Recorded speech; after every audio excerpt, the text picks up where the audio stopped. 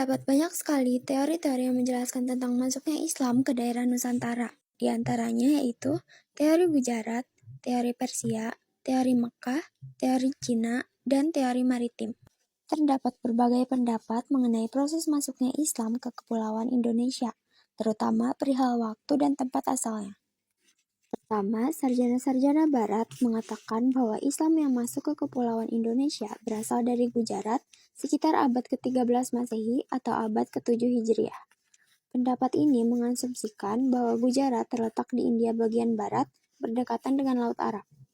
Letaknya sangat strategis, berada di jalur perdagangan antara timur dan barat. Pedagang Arab yang bermazhab Syafi'i telah bermukim di Gujarat dan Malabar sejak awal tahun Hijriah, abad ke-7 Masehi. Orang yang menyebarkan Islam ke Indonesia menurut Pijnapel bukanlah dari orang Arab langsung, melainkan para pedagang Gujarat yang telah memeluk Islam dan berdagang ke dunia timur. Pendapat J. Pijnapel kemudian didukung oleh C. Nugroho dan J. P. Mokueta. Argumentasinya didasarkan pada batu nisan Sultan Malik al-Soleh yang wafat pada 17 Zulhijjah 831 Hijriah atau 1297 Masehi di Pasai, Aceh. Menurutnya, batu nisan di Pasai dan makam Maulana Malik Ibrahim yang wafat tahun 1419 di Gresik, Jawa Timur memiliki bentuk yang sama dengan batu nisan yang terdapat di Kambai, Gujarat.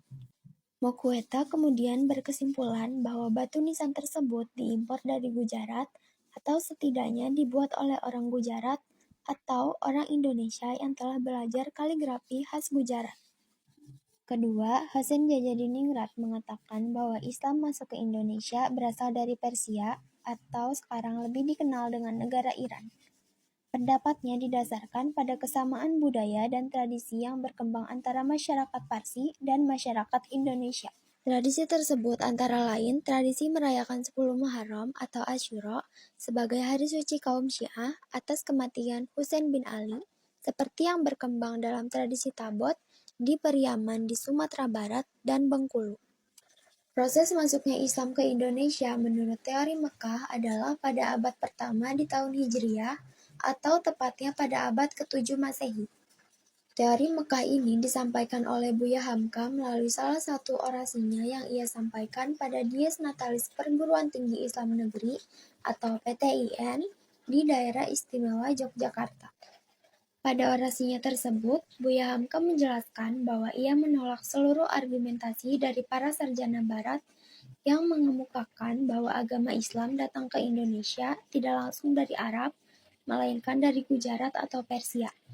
Bahkan, Buya Hamka turut menyertakan bukti yang ia pakai untuk menggagas teori Mekah ini.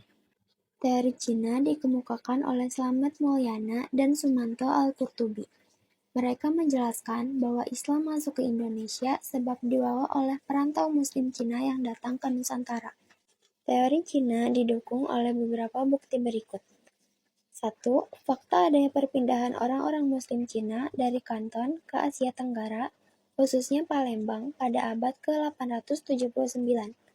Yang kedua, adanya masjid tua dengan model bangunan Cina di Jawa. Yang ketiga, Raja pertama Demak, Raden Fatah, yang berasal dari keturunan Cina. Dan yang keempat, yaitu gelar Raja-Raja Demak yang ditulis menggunakan. Menurut teori maritim, masuknya Islam ke Indonesia disebabkan karena munculnya pedagang-pedagang Muslim yang menguasai maritim dan pasar. Ajaran Islam mulai dikenalkan di sepanjang jalur niaga laut sekitar abad ke-7 Masehi. Teori ini didukung oleh N.A. Baloch. Terdapat kelemahan dari teori maritim, yaitu tidak dapat menjelaskan dari mana asal penyebar Islam yang berkembang di Indonesia. Sekian dari saya, semoga apa yang sudah dijelaskan tadi dapat bermanfaat.